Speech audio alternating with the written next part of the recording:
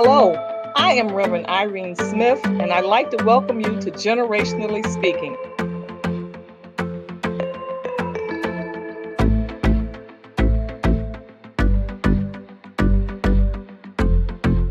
Here at the table, we come and we discuss life issues, no matter what they might be. As we sit at the table with each generation, we all learn, we all grow, we all are inspired. Yeah.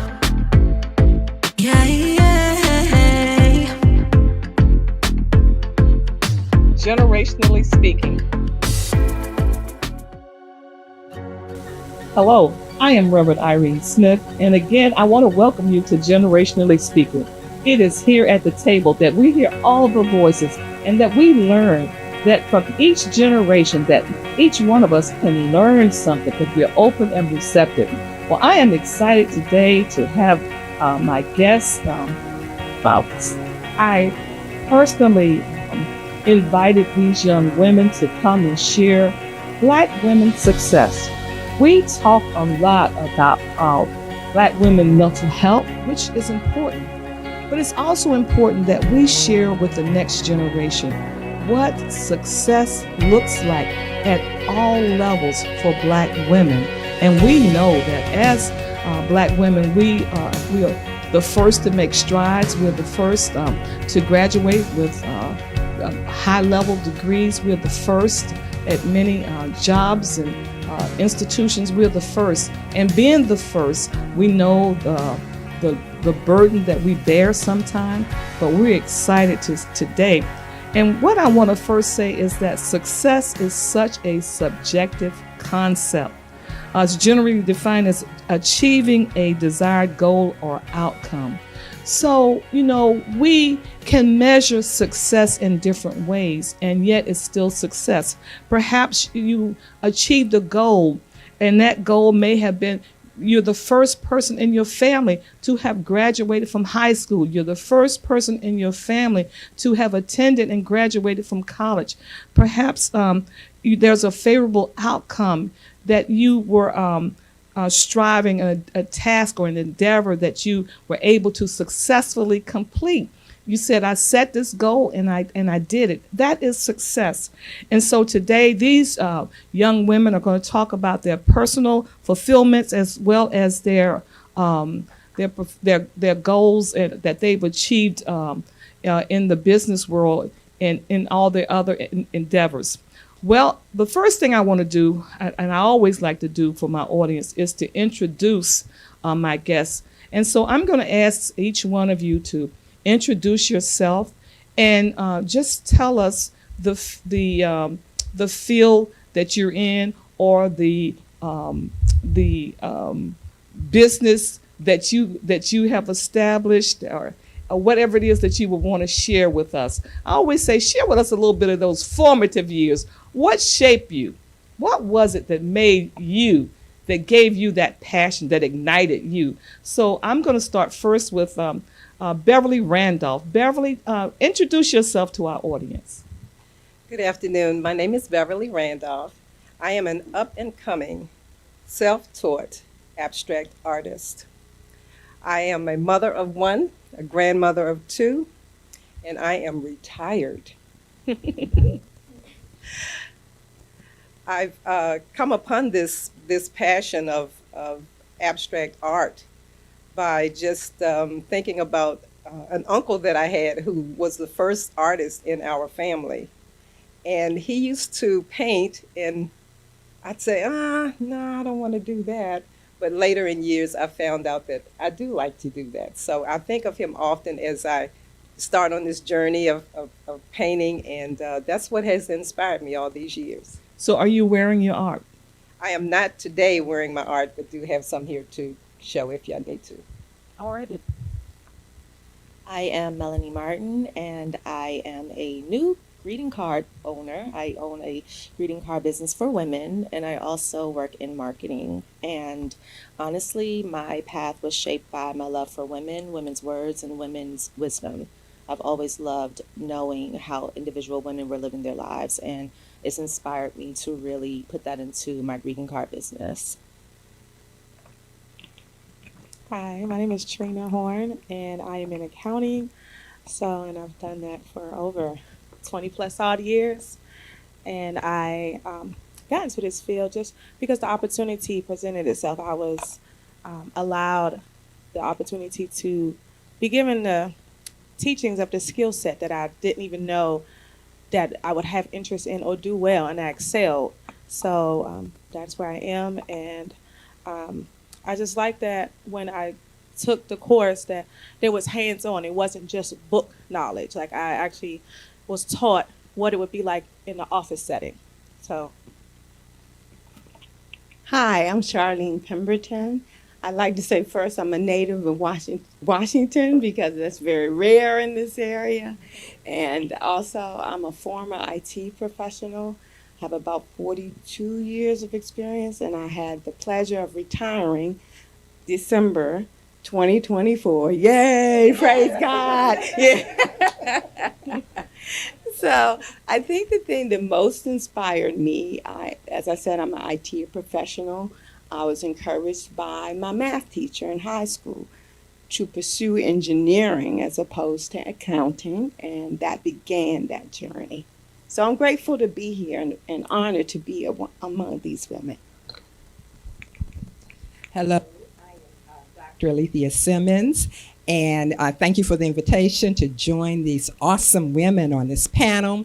I am, too, a retired educator with 40 plus years of experience, and I think I began that journey at age 12 when I had the opportunity to work my first DC job. I'm a DC native, Washingtonian too as well, with a group of students in the Shaw area of Washington, D.C. Well, I left my job after 25 years of service. The Lord called me off of my good government job into full-time ministry. And how I got there, all I know is that one day the Lord touched me. And when I woke up, He was calling me to the ministry as I began to run. So the rest is history. But I am CEO presently today of a nonprofit organization titled 7 Keys to a Mother's Heart Ministry. And that was birthed after I retired from I won't say retired, but after I resigned from a position in my church as youth minister to come home and help my son graduate from high school. And the rest is history. So thank you for allowing me to share on today. My name is Rashida Smith, and I am currently a registered nurse. And I am a part-time entrepreneur, I guess I could call myself. I actually got into nursing as a recommendation. I was at a summer job when I was in 11th grade, and honestly, I really didn't know what I wanted to do. But someone said, have you ever thought about nursing? And I said, what, I didn't. And after that, I pursued it and stuck with it. And I've kind of been moving around with the nursing since I graduated college, and the entrepreneurial stuff kind of came on the side as the years passed, but that's pretty much what I do. All right, so we have such a diverse audience, some retired still and some still working. So I'm going to start with Rashida. Can you tell me, what does success mean to you personally? To me personally, success is not just, I heard the definition that you gave earlier, and it's so many things that kind of fall under that. It's not just success with your job. In my opinion, it's kind of like you have to have a few boxes checked for that success. Like, I don't feel like just because professionally, if you're successful, if everything else doesn't fall in line with your happiness or the balance of your life, or say if you have exercise goals, if those things don't line up, then in my eyes you're not necessarily successful. It just has to be that balance with whatever you have going on in your life. For me, it's my children, my job, just balancing all of that. If everything is not aligned, then I don't feel successful. That's just me personally. Wow, I want to piggyback on my sister here as well as Reverend Smith too. And just believing that success comes in all different levels and dimensions. I feel successful when I'm able to get up and go outside of my house and walk these 2 miles that I need to walk at least 5 times a week, as well as some career goals and being a mom and a grandmother today to 2 grandchildren, and just a host of different goals and just aims that I've had over my lifetime that are personal to me. So what might be successful for me, I have found, may not be successful for the next person. So it certainly comes from inward, and it is a personal aspiration that one has for themselves. I want to piggyback on both Rashida and Dr. Alethea in that success is very personal. For me right now, relationships are important. So to be able to enjoy life and to live with family, with friends, with the people that God has blessed to be in your life, and also to do what I know I'm supposed to be doing, which that changes, but that unfolds. But still, doing what I know I should be doing, and most importantly for me, because I'm kind of a controlled person, leaving things to God that I can't do anything about. That's a huge part of success for me. For me, success is setting goals, accomplishing them, even if it means not reaching all of them. Success also means failure. If you don't fail at anything, what will you strive for? How will you improve? How will you become better? So you have to have like self-reflection to look at, what did I set for myself to complete? And did I get there? And if not, what do I need to do to improve that, or change? Or do I need to go a different route completely? Because maybe this goal I set wasn't even really something that I should be focused on. So you should know your strengths and weaknesses, in my opinion. Also, success is, for me, because it's important, your mental health, your physical health. Some of the young ladies said the same. If other things are out of line, you could be successful with your job, but everything else falling apart, it will affect you eventually in all areas, and you won't be your best self. For me, success really has become about simplicity and also enjoying the actual journey instead of actually waiting for the result to see what happens. And one of the things that I love to do is actually enjoy creating and accomplishing tasks versus what is this going to bring me, or is anyone going to care if I send a newsletter, or is somebody going to read it? It doesn't matter. I enjoyed writing it. I enjoyed building it. That has become very important to me when it comes to success and simplicity. I think that I thought you had to overcomplicate things for success to feel real, or it had to be big. And simplicity sometimes is that you got the blog post up, or you just went out there and said, here's my newsletter. I don't care if anyone reads it. I had fun creating it. And that has been something I've grown to really appreciate. So success for me is enjoying the actual journey, not just saying it, and simplicity. I totally agree with you. Success for me is knowing myself, knowing my strengths and my weaknesses, and also accomplishing the little goals and accomplishing the big goals. The other part of success for me is knowing that I can remove fear from myself. Don't doubt myself, knowing that I can accomplish anything I set my mind to. So I think success is personal for everyone, and we all have our own goals and our own reasons for reaching those type of goals, but the journey is the process that we go through with the challenges, the ups and the downs, but we succeed getting over those challenges. And I think it's everyday life is success, because that's what we go through every day. All right. Those were excellent answers. Thank you all. Beverly, when you think about your life and what you have achieved over the years, what achievements are you most proud of and why? The ones that I am most proud of course, as we all are, raising our families, that's was number one goal for me, to raise my family and make sure that they were successful in life and out on their own. And that was my main concern. But also the other goal is that I have to reach a successful goal for myself. I've taken care of all of my family. Now I want to take care of myself.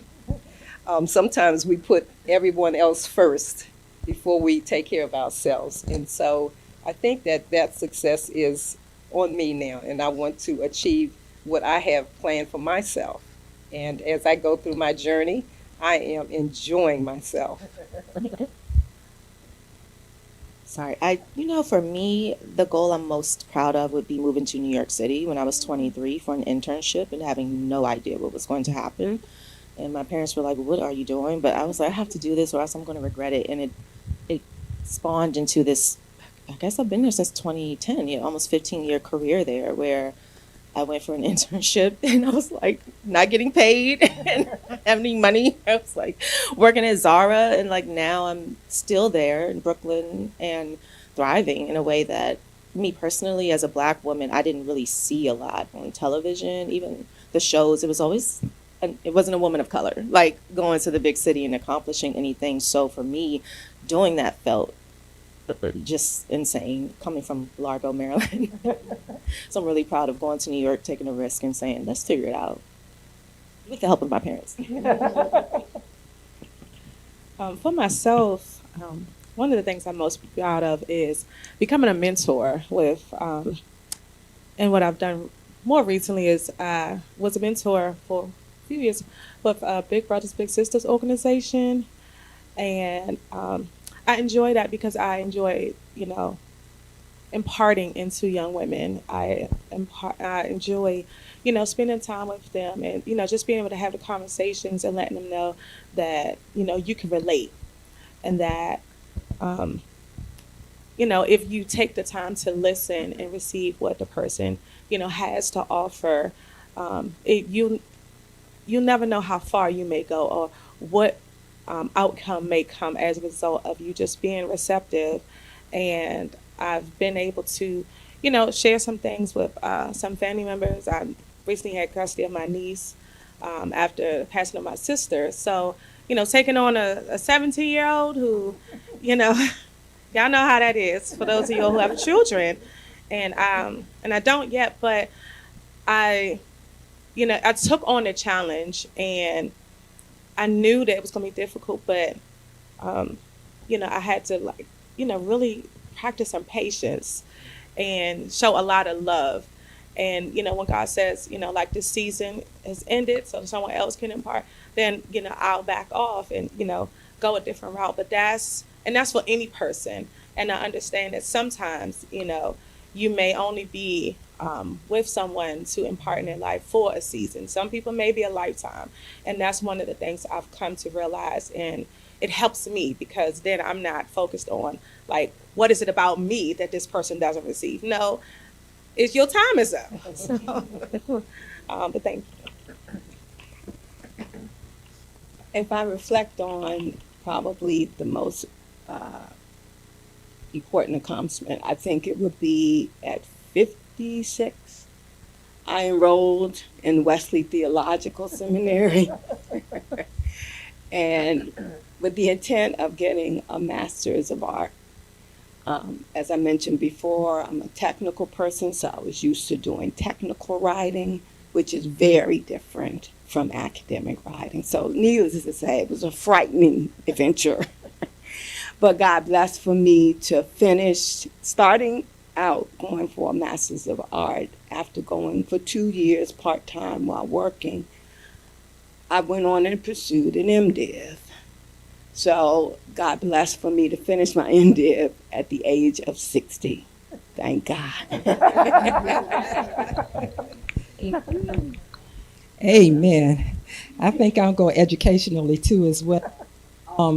Having been a youth leader, a minister, pastor, just trying to encourage my students who had dropped out of school. I too, Lord led me back to school at age 60 to complete my doctorate. And in the midst of that, I ended up with cancer. God. And having gone through the a battle of cancer and surviving, you see me today, praise God. I was able to then finish my doctorate with a 3.956 average. Only God. And so I give God all praise, glory, and honor for one of the many accomplishments that the Lord has allowed me to complete. And That's a great GPA. I would say I have two achievements that I'm most proud of. The first would be me entering into the real estate world. I'm very close to my family, and I made that decision on my own. I didn't tell anyone I did that. I just jumped out there, I guess, me and God, and told everybody on the back end. And it's been working out. But I definitely, I'm proud of that because that's literally all me, my decision, my work. It's something that I just did on my own. And then the other thing would definitely be my sons. I'm just looking forward to the potential that I know that they'll have. So it's like a forward achievement that I know that I'm going to be proud of. So those are the two things. all right. So Beverly, you sort of gave us some indication of how you define and measure success, but what would you say to a younger person about how they should define and measure success in their life? Well, I'd say look at yourself. Look at yourself inside and out. Think about what you want to do in life. Think about going outside of the box to reach your goal. Don't let anyone hold you back. Age, race, creed, or color has nothing to do with it. You can achieve anything that you want, however you would like to do it. Surround yourself with people that are positive, who have your best interest at heart, and just ground yourself solidly and focus on saying, I can do this. I can achieve this. Yes, I may fail, but I can also succeed in what I'm trying to do. So I suggest making a goal for yourself. Perhaps it's one goal, perhaps it's 5 goals. But try to outline something throughout your life that you'll try to achieve, and then you'll see the outcome and you'll be successful. All right. Rashida, you talked a little bit about what inspired you to become a nurse, but you this entrepreneurial spirit that you have inside of you, would you say that came from? Honestly, I feel like that came from, it partially came from nursing, if that makes sense. I want to say that the life that nursing has allowed me to have kind of gave me a taste of, I guess gave me the urge to want more. But I knew that maybe just working one job would not be the way for me to get that done. So I guess I had to get a little creative. It's kind of like you want more, you have to do a little bit more. And that's really was the drive behind it. Once I realized like, oh, you can, make some changes and make things a little easier on the back end. If you change some stuff on the front end, change your schedule, do something different with your finances. That is what kind of inspired me to pursue it further and made me realize like this is something that can really be life changing if you pursue it correctly and follow, I guess, entrepreneurship covers so many things, but finding what avenue works for you. Like Melanie was saying in regards to the car business, that's something that those type of things can change your life, if you work at it. And I just feel like that was my goal. Just, I knew there was a simpler way and kind of just getting out the rat race, honestly. So my audience is sitting back and they're wondering, what is she talking about? The car. So maybe you need to share a little bit more about these entrepreneurial activities that you have going on. Okay, that's not a problem. So I, as I mentioned earlier, I do real estate. I have a rental property. Have done some short-term rentals with Airbnb. I've done car rentals with different car companies. That's that's a few of the things. I mean, there's other online selling. It's a list of variety of things that I've dabbled in. But yeah, that's a small amount of them, I guess. All right. So because this is generationally speaking, those of us who got a little age on us, we're like thinking, what? It's I can go deeper into it, obviously, but it's just other okay. things that I've chosen to do. Like I said, I feel like just finding what works for you. There's a lot of things that I think people don't know about that are simpler than they probably would expect. Yeah. Especially if you have someone to guide you or, tell you that no, it's actually not that hard and you can do this. It's not 20 steps. It's actually just 3, and I can help show you those 3, and then you'll say, oh, that wasn't that bad. And then who knows what the outcome can be? You know what I mean? So, it's a lot of different things that you can do. Okay. Thank you. Reverend Charlene, in the field that you're in, engineering, and in the field that your spiritual field, being a reverend, what are some pivotal moments in your life that influenced your journey to success? Being a Black woman engineer, being a Black woman in the ministry. Talk to us a little bit about that. Pivotal moments. I mentioned during my introduction, one key pivotal moment was my math teacher encouraging me to go into engineering. I was planning to go into accounting. I like problem solving. So either of those fields would have covered that.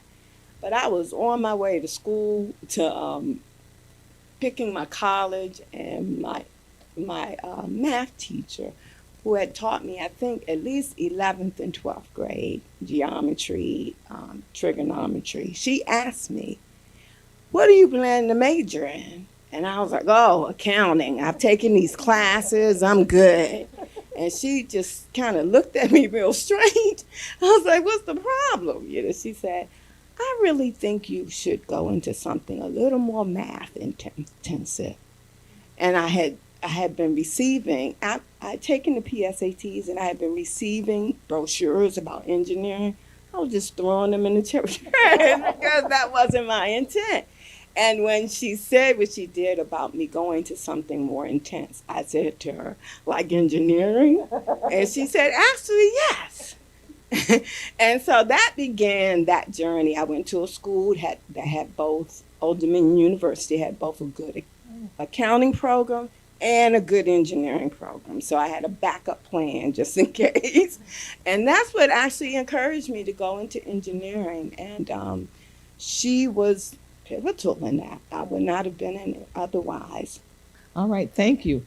Dr. Simmons, what challenges have you faced as a Black woman in the religious spectrum, in school, and all the other places that God has allowed your life to interact? Amen. In all those areas. Initially, I guess I reflect back to, Excuse me. Initially, that's the school teacher in me. Initially, when I reflect back on my career in education, and I came through during a time where it was really hard to get a position as a teacher. And a field opened up, I should say a position opened up in the D.C. Department of Corrections. And I had never been in a penal institution. In fact, when I was going for the interview, I didn't have any idea that I was going to a prison. Someone told me a job was opening up for youth in Washington, D.C., and that's where I was working. And I ended up at the prison with a security officer pointing a gun at me, asking me, was I lost? But again, that was history, and I decided to take on that position because during the interview, the administrator of the facility mentioned that if you take this job and we feel that you have all of the qualifications, you will be the first female. And I said, oh my goodness. So I became the first female educator, counselor of an adult penal institution central facility in Lorton, Virginia. And I eventually was promoted to principal. So, I was first female and then ended up being the first supervisor, female supervisor in the facility. And one thing that I found was that I just needed to do what I did, and that was me, and just try to do the best in what I could do without compromising who I was as a lady, who my mother taught me to be as a lady. And trust me, there were many, many invitations to take on positions which required me to be someone's mistress. And I refused to do that after going through school 6 years of post-secondary education to bow myself down to that level. So I continue to be a female person with ethics and moral, as Mama taught me, in the facility surrounded with all men. And then I can think of just in the position as a minister. And of course, women, not just because of race, ministry tended then and still prevails today as a male-dominated area. But just moving on and just doing what God has called me to do, and to smile, to speak up when God told me to speak up, not when Alethea told me to speak up, and to shut up and be quiet when the Lord told me to shut up and be quiet, and watch God move in miraculous ways to open doors that I never imagined and only God could do. And so that's where I stand today. Dr. Simmons can preach, y'all. Melanie, you live in a city where they said it never sleeps. So how do you maintain a work-life balance while pursuing your goals? How do your personal life, your work life, and how do you maintain a balance in that city? That city. I dilly-dally. I go outside and dilly-dally. I go to the bar. I walk around my neighborhood. I talk to my neighbors. New York taught me the value of dilly-dallying. Walk around, look at the city, look at the world, because it calms my mind. And growing up here, you drive everywhere. It's calm. You go to Target. In New York, you have to find your people. You really do. You have to find your people. So I dilly-dally. And I found myself, I would say probably maybe 5 years into living in New York, walking over the Williamsburg Bridge, walking over bridges, walking throughout New York, just walking. I walk a lot, and I met so many women that way, just going out and talking to people. It restores my energy, and it also has brought me like so many opportunities in business. I was dilly-dallying back in December. Rashida knows, and I went to the bar across the street, and I was like, oh, I got me a greeting card business. And they were like, we need some cards. And I sold some cards at the bar. I was out there selling cards at the bar while I was drinking my margarita. Like, I dilly-dally. I just go because New York is so intense. So that is honestly how I restored. It's the most simplest thing, going around walking and talking to everybody, being nosy. It helps. All right. I'm a good ear hustler, so. Me too. And I'll join in the conversation if you need me to. Need some advice? Well, Reverend Charlene, what self-care practices do you prioritize to sustain your well-being during some challenging times? And I tell you what we're going through right now, we're waiting for your answer for this one.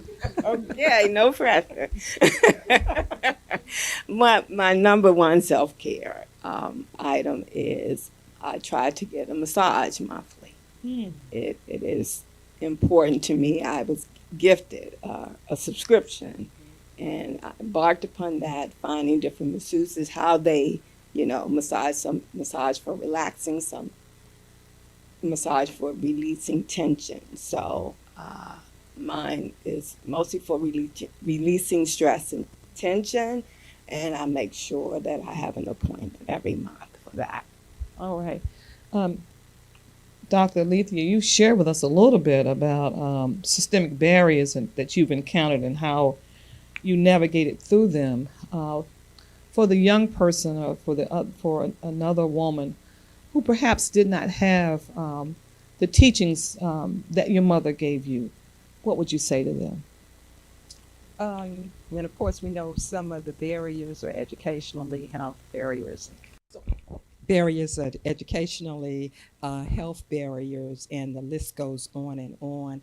Some of the recommendations that I would make is that I have had the experience to tap into is to find a group or some type of advisory committee that is working in your particular area of interest, concern, or the area that you may be having problems with. And you can also establish, which I have been honored to do as a result of Reverend Smith here, but you can set up your own platform. And where my platform, I've been able to address many of the concerns that we face as a society today that, as I mentioned, address a lot of these issues that we encounter by bringing in experts to share information. Information is knowledge, and information is survival in many instances. And bringing people in that can share their expertise in a lot of these different areas. And of course, we need to get some education or for ourselves so that we can grow in these areas of concern, because a lot of these areas we affect us personally. And so we need to know what we need to do in certain situations. Certainly, this is just a few of the things that we can do. I have had the opportunity to do that would help us. And your voice when you're in different situations, or when you're at the bar, or you're walking around, or on your job, or wherever you are. It may just be one-on-one. It may not be a great audience that we are experiencing on today, but it may just be with one person. You know, one person can touch 10, and that 10 can touch 100, and it becomes a multiplication process here. So just a few there. Thank you. Thank you. Thank you. I'm going to ask this question of Trina and Melanie and Rashida. How do you handle self-doubt or imposter syndrome, especially in spaces where you may feel underrepresented? So I'm going to start with Trina, and then I'm going to Melanie, and then I'm going to go to Rashida. I've worked on myself and just building my confidence. I used to tell people often that I'm shy. Instead of not worrying about how someone else may perceive me, but, be confident in who I am. Show up. Know that where I am, I'm supposed to be there. I was called to that room for a reason, and if I wasn't, I wouldn't be there. I'm capable. So for me, just building that confidence and advocating for myself, speaking up, and not letting anyone, and I don't think I've ever specifically been labeled, but not coming across as the angry Black woman. Mm-hmm. Sometimes people will, come for you. And I didn't send for you, but why are you here? And that's been, I know y'all laughing, but, a lot of times, for myself personally, it gets bothersome because it's like, I'm minding my business. I'm doing my work. I'm doing what I'm supposed to do. And I've even found in some positions I've had in the past where I've, excelled. I've been given, bonuses or raises, awards, etc.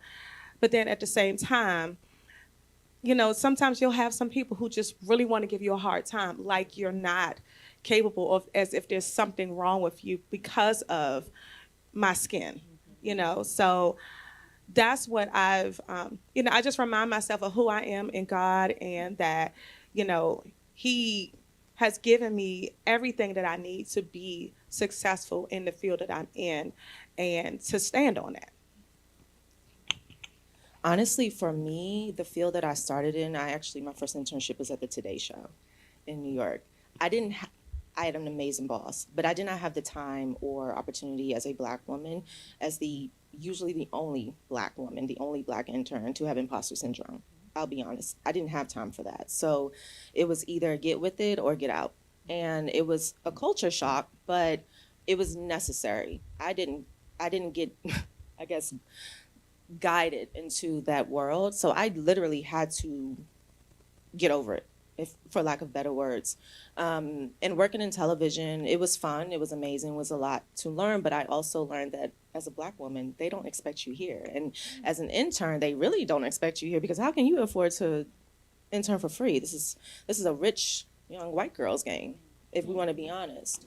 And I learned that working there, it was the luck of the draw when you saw somebody like me. So I had to learn quickly, this is not the luck of the draw, honey. I'm supposed to be here. And I was 23. So I'm on set with producers that are like, move, excuse me, get out the way. And I'm like, no, I don't want to act a fool. But I had to learn that you can't. You cannot get emotional. So I have a very different experience because I didn't have the chance to learn how to, build the confidence. It was like you either get there or you don't. And was it hard? Yes. Was it intimidating? Yes. I had a very amazing boss. So I'm super lucky. But I did not have the time to go in there and be like, am I supposed to be here? Yes, you are. Now you need to move because we have to get this set ready for production. Like, that's what it was. So for me, imposter syndrome usually came with my own personal projects versus career, because my career started in media, and that world does not care about your insecurities, as we can see, how they treat Black women in media. They don't care. So you really do have to be like a tough cookie. And I learned that. So for me, imposter syndrome wasn't allowed, or else I wouldn't have my internship or my job. But I will say this, I'm happy that I went through that, even though it was harder, because it made me realize that nobody has time for the nonsense. Either you're going to do it, you're going to get the things you want out of life, or you're not. And that's on you. And as a Black woman, I think that sometimes we do need that tough love. We do need to say, I'm doing this. If you don't like it, go sit down. And it's hard for us sometimes, but we have to have that kind of confidence. So honestly, that was my experience. I feel like I had a reverse imposter syndrome, where it was more like I was so used to, I would say, I guess, the way that my life was, that I had to envision what it could be and kind of step into that. I can't remember, somebody mentioned it earlier, but when you don't see when you're not exposed to a lot of things, I should say, growing up or as a young adult, you don't really think that those things are options, or you think that they can't happen to you. But once I kind of stood outside of that and say, oh, I could really buy another house. It sounds crazy, but it's not. I had to step into that imposter syndrome and actually make it happen. And then that's when I realized, like, oh, this is really a real possibility. So, don't get me wrong. Of course, there's still always certain fears with things, but I feel like as the years have grown and I've, gotten older, I have grown into those fears, prayed through them, and just, like Trina said, you're not there for wherever God puts you. That's where you're supposed to be. So if that's where He has you, you have to figure out all the steps in between and kind of roll with it. And that's just what you have to do. It's not by accident. So I just feel like you have to just kind of embrace the journey and make it work. And that's what I've chosen to do. Okay, I think you all have answered just a lot of questions. And Melanie, you really have, you talked a little bit about how you have to be an advocate for yourself. So what would you say to another young lady, another young woman who's just getting started in a professional arena? What types of strategies would you say to her that she should employ to make sure she has that confidence to stand and get the job done, no matter if she's the only person there, people don't believe she should be there? That's a really loaded question, but the first thing would be establishing something you've done on your own. When I was in college, I had my own radio show. No one listened, but like my mom and my friends. Raquel remembers, we went to Temple together. I had like 5 listeners. But the point was that I knew I had the confidence to go in and say, well, I've already done this. Even if I'm 20 and they're like, who are you? And I'm like, I am Melanie Martin and I own my own radio show. I'm like, nobody knows who you, but I don't care. I would suggest to a young woman, establish I don't care if it's a blog. I don't care if it's you sell hair, you do hair. Establish that you do something on your own. It will give you the confidence to go into any job, career sector, whatever, what have you, and say, okay, I'm ready to do this. This is how I can do this. Because then what you can prove is that you know how to start things, you know how to follow through, and you know how to complete things. And for me, working in media, that was one of the things I learned. Can you get it done? It's not a career where you can kind of sit at the desk and chill. And that's fine too. I love those jobs. But you really have to have results or else you're fired. So give yourself something that you've already done, even if you wrote a book when you were 7. And it doesn't matter, because it gives you the confidence to say, oh, I've already started doing this. So when I started interviewing for jobs, they were like, why would we, well, who are you? And I'm like, well, I have my own radio show at Temple. And they're like, oh, okay, well, it's kind of corny, but okay, let's hire her because she's a go-getter. And I would say that. Show them that you've already done something no matter what it is, because then they can't tell you, well, we're not sure if you're the right fit. I am. Maybe not for you, but I'm the right fit for somebody else because I've already started doing this, so catch up. And I think that's the best thing, the best piece of advice I can give someone younger. Hearing that, Dr. Simmons, for the older woman who believes that there's nothing left for them to do, what would you say to them about that next career, that next step for them, even for someone who's over 60? Wow. Okay. As I'm sitting here listening to these young ladies surrounding me, I'm like, how old are you? How old are you? Yeah, with really phenomenal words of wisdom. I actually was there. And I don't give my age out too often. Don't let the hair fool you. This is only recent, within the last couple weeks. But I am now 72 years old. And I was going through that, trying to figure out where I was and feeling that I am now too old to be doing anything. And one thing that someone shared with me was that you're still here. And as long as you are still here, there is still work in the kingdom for you to do. Now, we may now operate on a different level. As I mentioned, I was a youth pastor, so now I cannot run around physically and do a lot of the things that I may have done 10 years ago, but my mind is still in operation. I may not remember your name.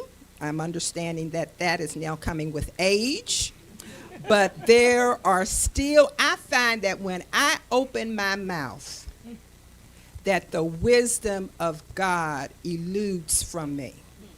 And that would be my recommendation and words of wisdom to anyone that is 60 years or older. Yeah. For the younger generation, they have the energy. I love you all's motivation and just listening to you all. They have the energy. They have the insight in terms of where we are, especially technologically during this era of life. And so they're wonderful there. We have the wisdom, and that's one of the things that I feel that I was missing. I didn't always have a mentor that could speak into my life and share some things. At age 70, you begin to lose some of your thought pattern, okay? So we have the wisdom to be able to continue to work, and with the collaboration of all the generational groups coming together, you would be amazed in terms of where we are and where we need to do, and the greater works that are yet to be birthed through all of us collectively coming together. So there's still work for those of you age 60 in the kingdom. All right. Trina, who have been your biggest supporters or mentors throughout your journey? I laugh because when I saw this, I'm like, you. It's like, she don't know that? I mean, you know it. But, of course, Reverend Smith, I've known her since I was a little girl. So she's watched me grow up into a young woman. I have my godparents who've supported me. I have a former pastor, Stacy Crooks. She supported me, and like a lot of a few close family and friends, because it's not all, and be naive to think that. But I've had a lot of people who have supported, and because sometimes you feel like you're alone when you are trying to just live your life, whether it's taking care of yourself, looking like, not looking like, but looking around in the work setting, whatever, if you're in an office or whatever setting, and seeing that. I found myself looking at how many black people are at the company that I work at, because sometimes we're like, it's like, did they just hire me just because they had to? Or, but of course I know I'm supposed to be there. But just being, I'm just grateful for the people who have been supportive of all the things that I've strived to do and are doing, even if, sometimes you don't agree or understand why or what I'm trying to do. But I'm grateful for, the support, because sometimes people don't realize how, far that goes. Some people give up on life and different things they're doing just because they feel like no one loves and cares for them and no one is supporting them. So I'm very grateful. All right, thank you, Trina. Rashida, what would you say, how important is the community to success, and what role has it played for you? I know you got a tribe. Tell me about your tribe. I definitely have a tribe. Honestly, I wouldn't. It's so many things that would not be happening in my life if it wasn't for my tribe. Like I said, I have 2 children, and I mean, raising children requires you to pretty much give everything of yourself sometimes. And those days, sometimes when you only have half to give, it's nice to have someone else to give that other half. And just like I said earlier, that balance. If you don't, things have to be aligned. And in regards to me managing my personal life, if it's not how it's supposed to be, then I can't function outside of that. And the people around me, my family, even my close friends, is without them, I know there's just so many things that I would not be able to accomplish. And even people that I've met along the way in the community that have become supporters or just encouraging words, those things make a big difference. And sometimes you realize that when you get older, it's not just, oh, my best friend. It's like, oh, that lady that I talked to that time and we exchanged numbers and she told me I could reach out to her. Those kind of things matter. And then also, I feel like sometimes on the reverse side of it, just taking a break from the busy side of life and just enjoying your children or whatever you have, your family, whoever that is, that makes you that's your community also. And it just creates that balance. So yeah, without my community, it's so many things that I wouldn't be able to do. Okay. This question is for everyone. When you look back over your career and your journey, is there anything that you maybe think, I might have changed that? I might not have made that decision. Maybe I wouldn't have gone with that friend. I'm going to start with you, Beverly. Well, had it been 20 years ago and I decided, oh, I'm going to be an artist, that would have been something that I would have wanted to do, because I never have thought that I would be this age and try to be an abstract artist. But God places you where he wants you when it's time for him to place you where he wants you. So I'm just excited to be in that position. But it's kind of hard to say, well, I'm going to be at this place, or I regret having this or regret having that. But I don't. I thank God for all that I've gone through to get to the point that I am right now. So I think it's it's not the destination, it's the journey. So I'm just glad to have gone through all of it. And it's been a learning curve for me. And I'm excited to be where I am, and I look forward to going even further.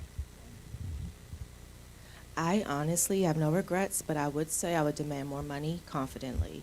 I think black women sometimes are taught to be a bit more comfortable when it comes to talking about money. No, let's get real uncomfortable. I want money. And I wish I would have demanded more in my 20s, looking back at the talent that I'm like, oh, I was actually good at what I was doing. Demanded more money. That's honestly. And now I'm at a place where I'm blessed that I can still do that. But back then, I realized they teach you to be happy to be there. A lot of times as a black woman, no, give me my money. So I would demand more money. I'm a piggyback off of both young ladies because when I was thinking about the question, my first answer was no. I'm absolutely where I'm supposed to be. And even with the mistakes, the poor choices that I've made, it has shaped me into who I am and who I'm becoming. So I wouldn't change anything in that regard because my goal has been to learn and grow from the choices that I've made. And I look back and said, is this something that has helped me, move forward?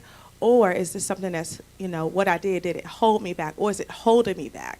And if it's holding me back, okay, what can I do to change and improve? Melanie, you brought a good point because I was thinking, but the same way. I should have definitely asked for more money, especially when I moved to Florida and pay is different. I took what I could get. And then when I came back to DC, I had my mind set on a certain salary amount and I asked for it and that's what I got. And then I had another job probably about a year later that I asked for a certain amount and I realized I could have gotten more, and it was thankfully enough, it was a black young lady who was in HR that she asked me, but I didn't realize that she was telling me basically she told me after the fact that I couldn't tell you that you could get more. I couldn't tell you, right out, but that, I'm grateful that that was something that I was, it was shared with me because then as I moved on, I wasn't afraid to ask for more because I'm worth more and it's expensive out here. So, but you have to know your worth and you shouldn't just be settling just because, you're sitting amongst directors or whoever these people are and they're like, oh no, we can't afford. Yes, you can. I work in accounting. You can afford to give me, even in some instances, $3 more, you know what I mean? Or $20,000 more than what you're telling me. Don't play with me. So, yes, thank you. I do agree.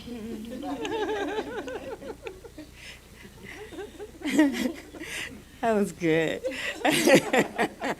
Yeah, as I reflect, I don't have any regrets or anything like that. I think that life unfolds, as Beverly said, life unfolds, and that the paths that we choose, our steps are ordered by the Lord. So I do believe that. If I had to think about one thing, I would say just being more involved in financial education than what I had, but I also understand the life journey that I took challenged me to educate myself financially so that I could be prepared to educate others.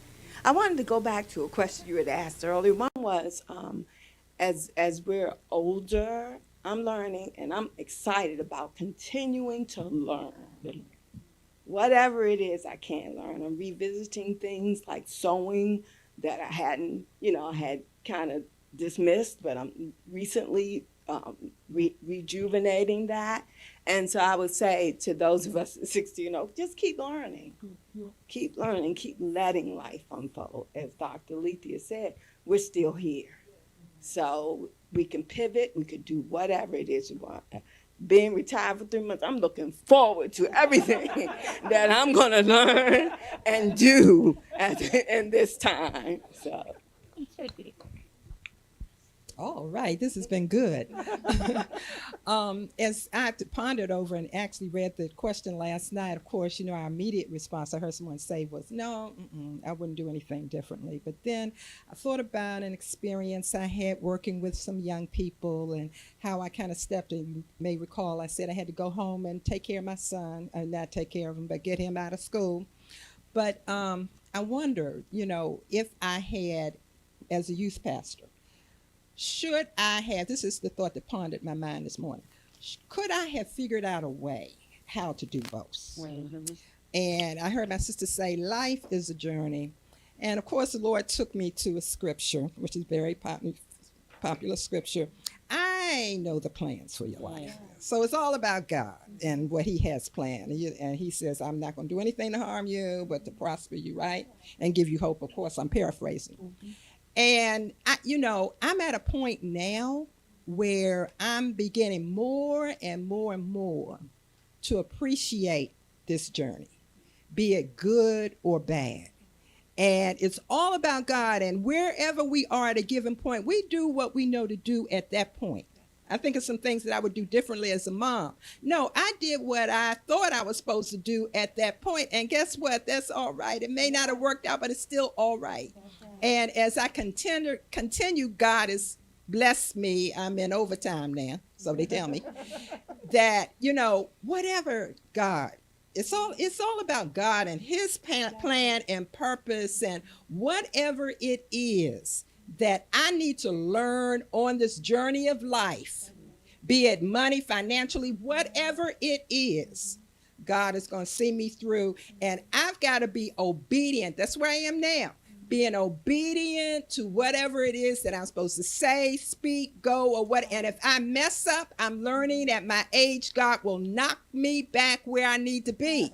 Life is going to do it. You just keep living. And so that's where I am today. I would say that the only thing I would do different is to start a little earlier. I know you have mentioned the financial literacy. I've always, even when I was younger, been responsible with my finances, but I just wish that when I was younger, maybe when I was, fresh out of college, I would have kind of looked at the bigger picture and seen what options, like I'm doing now, or like I've recently started to do, these same options were there then. But like I said, if sometimes if you don't know, or if you don't think that that's something that you're capable of, you don't really pursue it because it seems so far off. But I do wish that I would have pursued them earlier. But I'm still thankful for where I am, for the journey, and that's the only thing. Other than that, you can feel when you are where God wants you to be, and that's how I feel. So I have no complaints. Mm-hmm. Well, as we prepare to close, I want each of you to to give your closing statements, and I would like for you to share a little bit about what you're doing right now. We have some cards out, we have some books up. I know there's some clothing that you brought in. So I want, and 7 keys, and just building this. I call Rashida, Resource Rashida. Resources by Rashida. That's what I call resource. You want to know something? Go ask Resources by Rashida. So I'm going to give you an opportunity just to share a little bit about your business, how people can contact you, or whatever it is that you would like to share now. We do have the cards up, the book up. I know you brought some clothing. Maybe we can get our program director to get those clothing items, and we can make sure we can show those things as well. So Beverly, did you bring something? Okay, so let's take a quick break, and then we'll get your items together. Then to my audience, we'll come right back so these ladies can really show you their entrepreneurial spirit. Okay, we're gonna take a break. Okay. Okay, you ready? Yeah, y'all ready? All right, I'd like to welcome you back. We had to take a quick break so that my guests could get their items to be able to share with you, and as we prepare for our closing remarks. And Beverly, I'm going to start with you. I would like to share some of my art with you. As I said, I am an abstract artist. And I have brought a few items to show you today. This is some note cards that I have prepared, and they are available. I also have a cosmetic bag, which displays my art. And I also have a scarf that shows my art as well.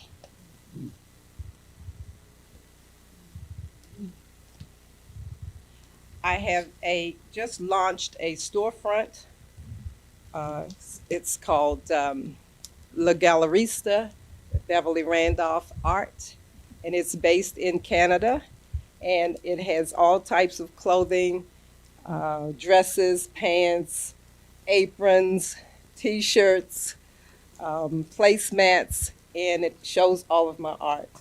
I am beginning to launch a art website that will showcase all of my art, and you can buy it on canvas, framed art, wall art, as a mural. Those will be available beginning the 1st of April. And I have brought along some books just to also show you some of the art that I have on hand. And I would like to take this opportunity to thank Reverend Smith, and I would like to present this art journal to you today. Thank you. I have bought my greeting cards. I started this a year ago after a breakup, and I needed something to do to occupy my mind. I'm be honest with y'all. And I was like, let me make these greeting cards before I go find him. No, I'm kidding. But I literally, Rashida knows. I brought a new card actually that's on the site, mysentiments.co. .co, not .com, and they are luxury greeting cards for women that are tailored for women's life experiences, really focusing on cards that reflect healing, birthday cards as well. But this is the new one I created actually last week. I love just writing words for women, and it just shows, you know, a woman, a Black woman healing, taking care of herself. They could be thank you cards, birthday cards, but I just wanted some representation for women. I wanted to really show us in a modern lifestyle as well. And also cards for, you know, if you have friends who are going through things, and just sending to your friends and letting them know just with words, we're here for you, because a lot of us don't live near our friends, our community. And I know greeting cards are, you know, kind of old school to some people, but I think it's gorgeous to send a nice, beautiful card instead of a text, you know. So I really wanted to create cards that stood out with the words more than just images, and also said things on the front that might be encouraging, but also sometimes uncomfortable. You know, I'll have cards for women going through divorce soon, and we don't see that in the stores all the time. So it's different, but it's something that I'm really proud of. And what's your website again? It is mysentiments.co, not .com. So mysentiments.co. Okay. Dr. Reverend. Oh, okay. All right. Okay. Well, as I mentioned earlier, I'm exploring all kinds of things. I do not have necessarily a business, but I'm letting this roll however it's supposed to go. So a couple of things I have here. I actually made the skirt set for myself for when I preach. I'm not necessarily a robe person, so what I've found for myself is that I have simple silhouettes, but with beautiful fabrics. So that's kind of how I sew. My mom taught me to sew, and I've been picking it back up here lately, so I'm just going with it, okay? Then the other thing that I did last year, I embarked upon doing T-shirt quilts. Yeah. So this one is my first T-shirt quilt. I think the ladies can help you hold the ends of them. It's kind of massive. It kind of unfolded as I was making it. But yeah, like I said, it's pretty massive.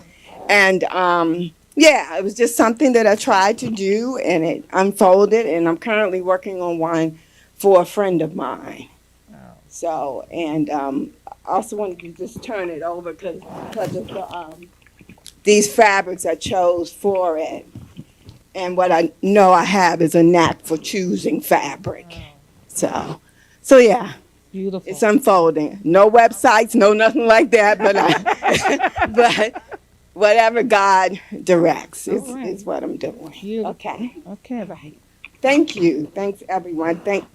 And I want to thank Reverend Irene for inviting me. Hey.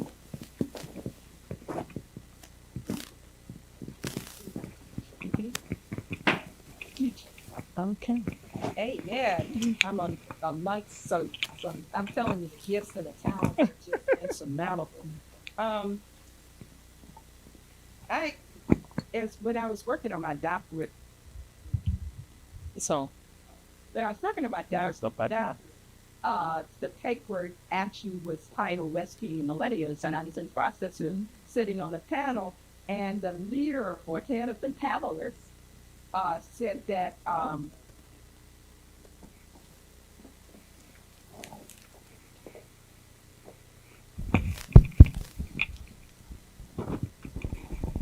I'm sorry. The head of the panelists was saying, where can we get the information or a copy of your dissertation? And I told him online, and he said, "Oh, that makes no sense. You need to put it into a book and get some money." And I was not a money person, okay? And so I took his advice and wrote this book, Rescuing the Millennials, and it gets into and it describes all of the different generational groups, and in the end, how we all need to come together because we all have differences, and if once we can understand what our differences are by how God has created us, then we'll be able to respect and work with each other in a more cohesive manner. So this book. You can get this book from me. I'm not sure if it's still on Amazon, but you can Google it. It should be out there somewhere. Also, I serve as the CEO of a nonprofit, as I mentioned earlier, titled 7 Keys to a Mother's Heart, which was birthed in the process of me, again, getting my son out of high school, and which then evolved into seminars for mothers, helping us through motherhood. And as I was going through the seminars with women, there were men, my husband, that would assist us, and they said, "You need to start doing something for men." And so that's what I did, and we started bringing men together to talk about different issues. I didn't lead, I just kind of facilitated, but bringing men together. And then in turn, I had to go back and get my millennials, who I had they said I deserted them, and began to do some things with them with an effort of restoring the family back one person at a time. And when we look at our country and we look at our society today, we know that the foundation of everything stems, even biblically, from the family. So if we can get the family back together, guess what? We'll have stronger neighborhoods, enhanced communities, an illustrious country, as well as a world in general. All right. I'm in the process of, Melanie is assisting me with, that's one of her other talents. She does social media management, and I'm in the process of creating a website just to provide others with resources and encouragement, honestly, just providing that education and maybe just that last push to let them know what's possible. Even with nursing, there's so many different avenues of nursing. I do home care, I do case management. There's so many different things, even within nursing, that I'm still learning at this point, that I would love to share with other people, even young girls that are thinking about doing nursing, or people who've already went through school and thinking about changing their career. I'm in the process of creating that, just to, like I said, encouragement and resources. Talk a little bit about the advocacy that you do for patients. It really depends on the setting. It's so many different things that when you're in the community, you realize that patients need so much, especially because it's one thing when you visit patients in the hospital Of course, you have doctors there, you have social workers there, you almost have everything you need. But when you're going into homes and you have someone and no one's come and checked on them in 4 days, or you're the only person they see every Monday, Wednesday, Friday when you come and do their dress and change. Those type of things matter because, of course, you're there to do your job, but if you see other needs that they have, then you can assist with. I just try to help where I can. If I know that someone needs something and they're lacking, I may ask someone, do you have, it's just getting people what they need, because sometimes people are not thought about, not even only just by family. I mean, sometimes by agencies, and it's not always just as easy. And of course, there's a shortage of resources. So, like I said, I just try to shuffle and get people what they can or what they need. At least connect them to the resources if possible. All right, Trina, you're going to close us out. Yes. So in the near future, I am going to write a book, just to go in depth about my life. And God also dropped in my spirit not too long ago of, I don't know what I want to specifically call it yet, but I want to be able to give something to young women as far as what I'm able to impart in them, but just tools and resources, and even I guess like suggestive like comments or scenarios, should I say, how to, interact with your mother, even though you're young and you think she doing too much or not enough in some instances, or sometimes some people fail when it comes to communicate. They don't know how to communicate effectively. Some people don't know how to show love, and just being able to have those conversations where it's uncomfortable but necessary. So that's something I'm working on, to be able to, when I have those conversations, or just to be able to share with others, that you can give to this young lady. Sometimes they may not necessarily want to sit and have a conversation with you, but if they may want to sit and listen and read what you have, because sometimes it takes sometimes when someone's telling you something, especially if you're not in a position to receive it, you're not really hearing it like that. And it may take, some time, for you to be separate, for you to hear from this person or receive. Or it may be something as simple as, someone gave me something to read and that helped me, versus having a conversation, because maybe I don't know what to say, or I don't know what to ask. So that's something, that I want to be able to give back to my community of young ladies. Thank you, Trina. I had Trina on an earlier show, and she shared her journey growing up in foster care, and to see how she's blossomed and how God just continues to open her. And listen, you're sitting beside someone. That's the good thing. These programs bring us together with other sisters, and you're sitting beside someone on both sides who really can help you navigate that next step for you. As Rashida said, instead of 20 steps, maybe you only got 1 step, 2 steps. So, make always, when God brings these opportunities to you, make sure you take advantage of them. So you all have inspired us. Audience, have they not? Yes. Thank you. You all have inspired us. You all have informed us. We are leaving here with so much information. And guess what? At the end of the day, our lives have been transformed from sitting here listening to you all share. So thank you all so very much. And to my audience, hey, see you next week.